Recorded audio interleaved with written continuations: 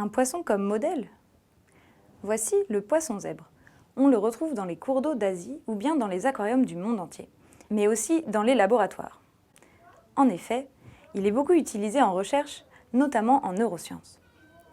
Je m'appelle Oriane Duchemin, je suis doctorante en 4e année à l'Institut de biologie de l'ENS et je vais vous expliquer comment j'étudie le cerveau de ce poisson. J'étudie plus précisément la larve de poisson zèbre, qui ressemble à ça. Ce qui est très pratique en recherche, c'est qu'elle est transparente et qu'on peut même voir son cerveau directement à travers son crâne. Regardez.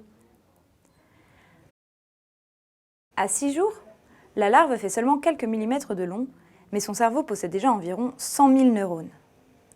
Ici, vous pouvez voir une visualisation de son cerveau en fausse couleur. Je vais maintenant vous montrer dans cette vidéo comment, en pratique, on peut voir l'activité des neurones de ce poisson. Avant de placer la larve dans le microscope, je dois faire en sorte qu'elle ne bouge pas. Pour ça, je la mets dans un gel qui ressemble à de l'agar-agar, une sorte de gélatine qu'on utilise en cuisine. Ici, je prends la larve dans la pipette, puis je la mets dans le tube d'agar.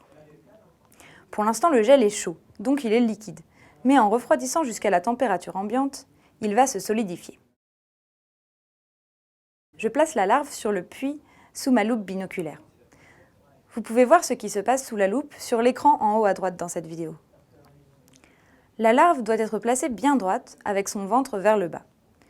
Pour ça, je la pousse tranquillement jusqu'à ce qu'elle soit bien placée et que le gel refroidisse.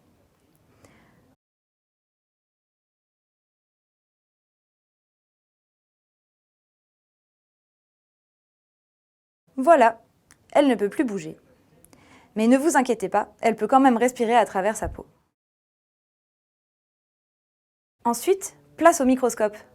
Bienvenue dans la salle du microscope, qui s'appelle en fait microscope biphotonique. Vous voyez, il prend toute la pièce.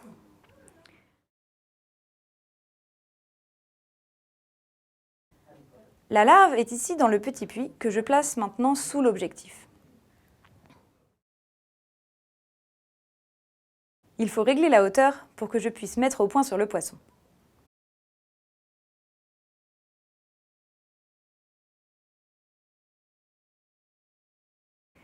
Je viens d'allumer une lumière bleue qui me permet de révéler les neurones. Et oui, je vous ne l'ai pas encore expliqué, mais ces neurones produisent une protéine qui émet de la lumière suivant leur activité, si on les éclaire de la bonne manière. Je peux donc voir directement quel neurone est actif quand. Voilà, mon poisson est placé.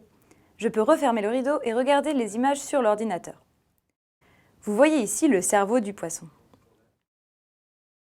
En analysant les images, j'obtiens des vidéos comme celle-ci. Chaque rond qui clignote est un neurone qui s'active. Je peux donc savoir quel neurone est actif quand et tenter de décrypter les mécanismes du cerveau. Et tout ça grâce à un petit poisson. J'espère que cette vidéo vous a plu et n'hésitez pas à laisser un commentaire pour me dire ce que vous en pensez. Au revoir!